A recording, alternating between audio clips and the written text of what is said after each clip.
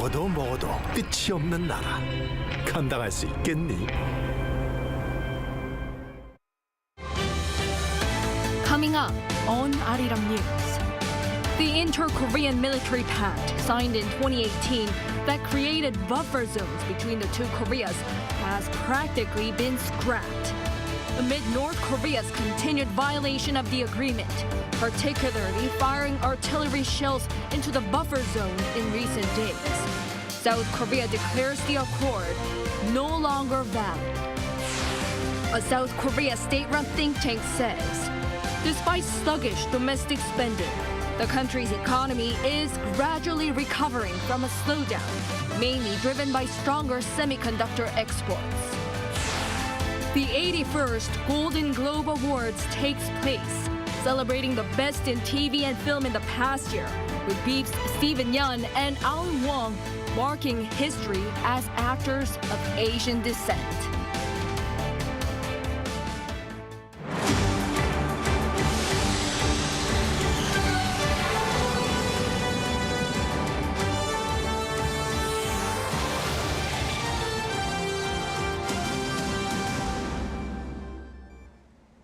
Good evening. It's 9 p.m. here in Seoul. Thank you for joining us on Arirang News. We start with the practical end to the interKorean military pact signed in 2018. South Korea's military said there'll no longer be a buffer zone, which was brought in beyond the DMZ under the agreement. This follows North Korea firing artillery shells into waters off its west coast in recent days into a maritime buffer zone between the two Koreas. Our foreign affairs correspondent, Bae-eun-ji, has our top story. On September 19, 2018, the two Koreas signed an interKorean military agreement that set up buffer zones for land, air, and sea to reduce tensions and prevent accidental clashes. But following the North's recent provocations, the South Korean military officially declared on Monday that these zones outlined in the agreement are no longer effective. North Korea has breached the September 19 military agreement more than 3,000 times. And over the last 3 days, it has fired artillery shells in the West Sea. As a result, the zone where all hostile activities are banned no longer exists. The Joint Chiefs of Staff also said the military will not respond to every provocation initiated by North Korea, and instead conduct firing exercises according to its own schedule. The maritime buffer zone in the West Sea extends 135 kilometers. That's 85 kilometers south of the NLL, or the Northern Limit Line that separates the two Koreas, and 50 kilometers north of the line. There's also a separate buffer zone in the East Sea that spans 80 kilometers. Provocative actions are prohibited in these zones, including firing artillery shells and coastal guns. The North had already said last November that it's withdrawing from the pact, and it has rebuilt guard posts inside the DMZ. With South Korea's announcement on Monday, the agreement is now practically scrapped. This comes after the South Korean military detected around 90 artillery shots by the North on Sunday afternoon. North Korea also fired over 200 shells on Friday and 60 on Saturday.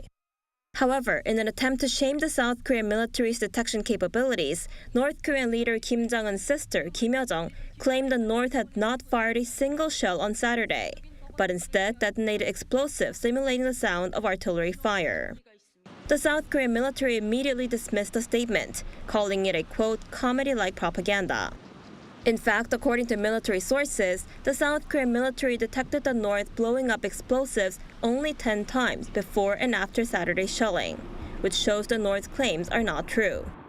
An expert says the intention behind North Korea's latest provocation is to grab local and international headlines. Find in a world distracted by Gaza and Ukraine that North Korea is saying we're still here and we're starting the year with these types of artillery rounds. That garners a lot of international attention. Bae-eun-ji, Arirang News. Meanwhile, South Korea's National Intelligence Service on Monday confirmed suspicions that Hamas is using North Korean weapons in its war with Israel. This follows a Voice of America report last Friday about the use by Hamas of a North Korea-manufactured F-7 rocket-propelled grenade launcher. The report included a photo of the F-7 grenade launcher, which had Korean characters on it. The NIS concurred with the report and added it is gathering related evidence. Meanwhile, Pyongyang has denied these allegations, labeling them as groundless and accusing the U.S. of false charges. Turning to the Middle East war, Israel says it has destroyed Hamas command in Northern Gaza. Tensions continue to rise in the region with reciprocal attacks between Israel and Hezbollah. Lee Seung-jae has more. The Israeli military said Sunday that it has destroyed Hamas command in northern Gaza, adding that the army has killed at least 8,000 militants in the area. According to Israel Defense Forces spokesperson Daniel Hagari, Hamas is now operating in the area only sporadically and without commanders. He added that they are now focusing on dismantling the militant group in southern and central Gaza. Despite visits by diplomatic leaders from the U.S. and the EU, tensions in the Middle East continue to rise with reciprocal attacks between Israel and Lebanon's pro-Iran armed faction Hezbollah. According to Reuters and CNN, Hezbollah announced that it fired 62 missiles at Mount Meron Air Base in northern Israel on Saturday, which it called a response to the assassination of senior Hamas leader in Beirut last week. The Israeli military said Sunday that it responded to the attacks by deploying fighter jets to bomb Hezbollah facilities in southern Lebanon. U.S. Secretary of State Tony Blinken and High Representative of the European Union for Foreign Affairs and Security Policy Joseph Borrell made trips to the Middle East as they tried to quell the tensions in the region. Meanwhile, the Qatari Prime Minister says the assassination of a high-ranking Hamas official, Saleh al-Aruri, in Beirut last week affected efforts to mediate a ceasefire between Israel and Hamas. However, the Prime Minister vowed to continue mediation efforts. Hamas halted all ceasefire and hostage release negotiations with Israel after the death of its senior leader. A number of Hamas officials, including al-Aruri, were killed in a drone attack in Beirut. U.S. officials have pointed to Israel for conducting the attack. Lee Seung-jae, Arirang News.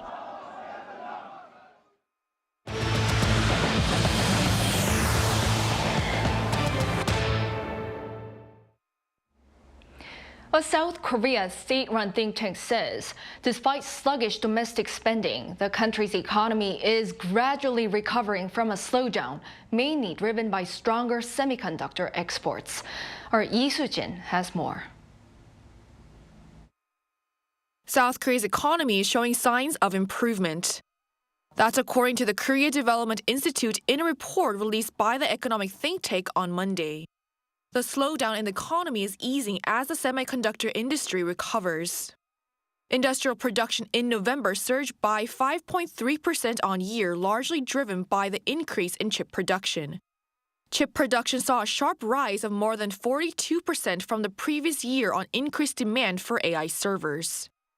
A rise in chip demand also contributed to a rise in overall exports, which were up 7.7% in November compared to the previous year. Exports overall in December were up 5.1% compared to the year before, and while that gain wasn't quite as big as in November, the increase was larger when adjusted for the number of working days. Chip exports rose by some 21% on year last month. And car exports were up nearly 18%, mainly on the back of increased demand for eco-friendly cars. But the economy still faces headwinds as consumption and investment remain sluggish due to ongoing high interest rates. Retail sales continue to show an on-year decline in November of 0.3%, and while this was a smaller decline than the previous month, this was mostly due to the base effect and temporary auto sales. And equipment investment in November dropped even further from the previous month to around 12% on year. In terms of the global economy, the KDI stated that growth is gradually slowing as production and consumption remain sluggish amid high interest rates. Over in the United States, while there was a rise in both consumption and investment, it is expected that the U.S. will see a gradual slowdown due to reduced government spending and monetary tightening. In China, the real estate market continues to see a dip in home prices despite economic stimulus policies, raising the possibility of slower growth. 이수진, Arirang News. On the local trade front, Korea raced past its target goal for overseas construction orders last year, bolstered by big contracts from the Middle East. Our correspondent Moon Hae-ryun reports. South Korea's overseas plant orders last year surpassed the goal of $30 billion with a boom in orders from the Middle East. The Ministry of Trade, Industry and Energy announced on Monday that the total came to $30.23 billion, up 25% compared to the year before. It's also the highest sum recorded since 2015, and it was a $1.5 billion contract to build a floating LNG vessel in Canada at the end of last year that tipped the total over the target for 2023. The ministry attributed the success to effective sales diplomacy in the Middle East, particularly the two summits between South Korea and Saudi Arabia held in November 2022 and October last year, which resulted in large-scale plant construction orders. The boom in the Middle East was reflected in the data. More than a third of all overseas plant orders last year were from the Middle East. The largest overseas order recorded last year was also from Riyadh, with Hyundai Engineering and Construction's $5 billion agreement to build a mega petrochemical plant for its state oil company. This is also the most expensive contract won by any South Korean company so far in Saudi Arabia. The United States came in a close second in terms of the percentage of overseas plant orders, as South Korean companies responded to the U.S. Inflation Reduction Act by localizing their production of electric vehicle parts. By country, the U.S. was also where South Korean firms secured their greatest sum of construction orders. It is the first time since data was first compiled in 1965 that the U.S. has been South Korea's top market for construction orders. An increase in exports of equipment such as semiconductors, batteries and display screens to the U.S. also contributed to the country's overseas orders meeting its target. This year, the government's goal for overseas plant orders is higher than last year's at $40 billion. For overseas construction orders, the country surpassed the $30 billion mark for the fourth year in a row, with $33.3 billion, just short of its $35 billion target. The government will be offering tailored support for companies during each stage of the contracting process to keep riding the Middle East boom. The country's Deputy Trade Secretary said that the ministry would do its best to strengthen export growth, especially with increasing demand in new industries such as decarbonization. Moon Hae-ryun, Arirang News. South Korean tech giant LG Electronics reached record-high sales for the third consecutive year in 2023, despite intensified competition in the global market and sluggish demand recovery. According to LG's preliminary figures released on Monday, last year's sales were up 1% on year to around 84.2 trillion won, or $63.9 billion. The company said this was mainly attributed to its cash cow business of home appliances and new growth driver of vehicle components estimated to reach around 30 and 10 trillion won, respectively. Meanwhile, for the fourth quarter alone in 2023, LG saw a jump of around 6% on year in sales, exceeding its all-time high record from the year before. Shifting gears, the country takes a step towards launching its ambitious space agency. Related bills got a green light from a parliamentary committee today that sets the legal basis. Our National Assembly correspondent Lee Si-hoo explains. South Korea is one step closer to launching a new space agency.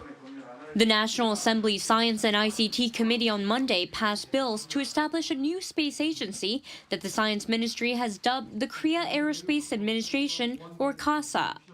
The bills passed are the Special Act for the establishment and operation of the agency and the revision to the existing Space Development Promotion Act. According to the bills, the new space agency will carry out policymaking, industry promotion, international cooperation, and more in the field of aerospace. It will start with fewer than 300 personnel but will grow its size through active recruitment. The agency will fall under the Ministry of Science and ICT and will also be monitored by the National Space Committee. The existing Korea Aerospace Research Institute and Korea Astronomy and Space Science Institute will now belong to the new agency, but the physical transfer of the institutions will require approval by the parliament. Both KARI and KASA will carry out research and development. The two main parties had conflicting views on this, with the ruling People Power Party insisting the space agency should carry out R&D projects that KARI is unable to, and the main opposition Democratic Party opposing this idea, saying it would create unnecessary overlap. The lawmakers eventually agreed to allow KARI to carry out its existing research and KASA to carry out other R&D projects. If the bills are approved at the plenary session on Tuesday, the space agency in Sacheon, Gyeongsang-namdo Province could start operations as early as May. Lee Si-hoo, Arirang News. The commercial Lunar Lander, Peregrine, developed by U.S. space robotics company Astro Robotic Technology, was launched from Cape Canaveral, Florida on Monday. If its mission succeeds, it'll be the first U.S. soft landing on the moon in 51 years after NASA's Apollo 17 in 1972. It's set to land on the moon on February 23rd and will be the first privately owned spacecraft to do so. Sponsored by NASA, the Lunar Lander was carried into space by Vulcan, a rocket jointly designed by Boeing and Lockheed Martin. On the cultural front, the annual U.S. Golden Globe Awards takes place in Los Angeles. For the event's highlights, here's our culture correspondent, Song Yu-jin. Hollywood's star-studded award season has kicked off, starting with the Golden Globes. The 81st edition of the annual awards, which celebrates the best in TV and film, was held Sunday local time at the Beverly Hilton Hotel in Beverly Hills, California. Netflix's comedy drama Beef made history. Steven Yeun and Ali Wong became the first actors of Asian descent to win in their categories. Yeun, a Korea-born American actor, clinched Best Performance by a Male Actor in a Limited Series, Anthology Series, or a Motion Picture made for television, while Wong won in the Female category. Yeun joked that there are some similarities between him and his character in Beef, while Wong spoke of her surprise. I'm a respectful but skillful and at times aggressive driver. I live in LA, so I drive the same, not that different from Danny. That's not illegal. I mean, I think I was just really surprised. This is a really fancy event with a lot of fancy people. Beef continued its triumph, winning a third Globe with Best Television Limited Series. Adding to the Globe's history was Lily Gladstone becoming the first Indigenous person to win Best Performance by a female actor in a motion picture drama. So every time I've felt a level of guilt or feeling like it wasn't really possible, my mom and my dad, my whole life, they've never once questioned that this is what I was meant to do. Christopher Nolan's Oppenheimer was the top winner of the night. The 3-hour biography of physicist J. Robert Oppenheimer picked up 5 awards, including Best Motion Picture Drama and Best Director. I think the tragedy and what drew me to the story is that certainly in the later part of his story, post-World War II, post-Trinity, he always maintained his loyalty to his country, what he needed to do, never apologized for what he did. Greta Gerwig's Barbie clinched the inaugural cinematic and box office achievement along with Best Original Song. This new award recognizes films based on box office sales and digital streaming viewership. With the Golden Globes now over, up next is the 75th Emmy Awards on January 15th. Song Yu-jin, Arirang News. Now, on the tech front, researchers here have found a way to address wrinkles on screens of foldable phones. Our Jung Eun-ju tells us how. Foldable smartphones can flexibly adjust to various sizes. While their overall performance has improved in recent years, the visible creases on the screen persist as a significant drawback. In response, South Korean researchers have developed touch panels that remain wrinkle-free even after repeated crumpling or folding. It consists of 3 layers, a shape memory polymer capable of adjusting flexibility from softness to firmness up to 700 times, combined with layers of silver nanowires and elastomer. The crumpled touch panel maintains rigid, but when a current is applied, the silver nanowires act as a heating element, softening the surface and making the wrinkles disappear. When heat was applied to a crumpled touch panel, the wrinkles vanished within a second. Touch performance was also maintained as the electrodes reconnected. When the touch panel is crumpled, artificially applying heat softens the shape memory polymer, simultaneously eliminating the wrinkles. The researchers developed the touch panel after being inspired by how a butterfly spreads its wings. The touch panel maintained its initial performance by over 95% and demonstrated durability in experiments involving folding and unfolding the panel more than 800 times. After the butterfly's metamorphosis, its bodily fluids evaporate, gradually causing the wings to unfold. Our research team paid attention to this phenomenon. The researchers are continuing further research to develop wrinkle-free displays by combining them with polymer-based luminescent components. The research results have been published in Nature Electronics, an international journal of electronic engineering. 정은주, Arirang News.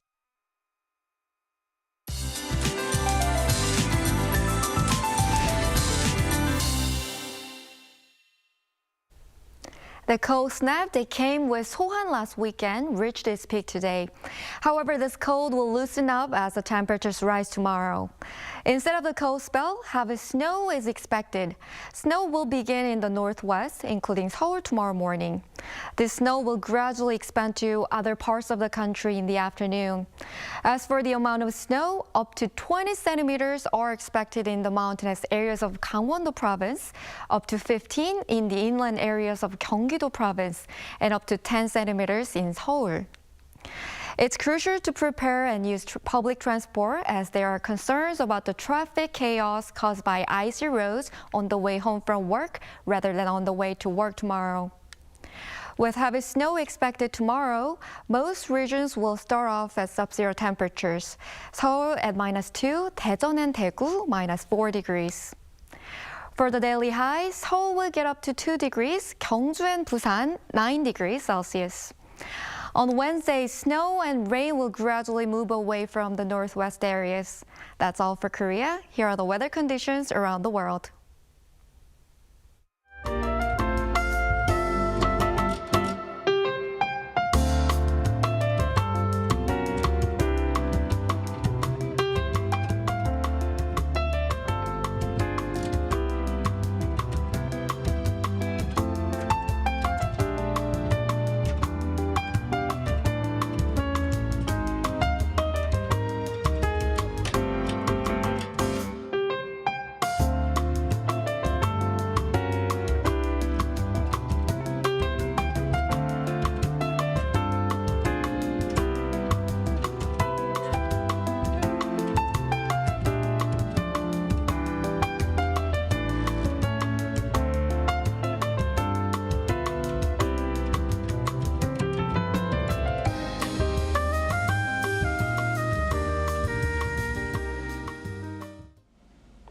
Well, that is all for this newscast. Thank you for watching. We'll be back at 10 p.m. with the AI headline news. Hope everyone has a good start of the week.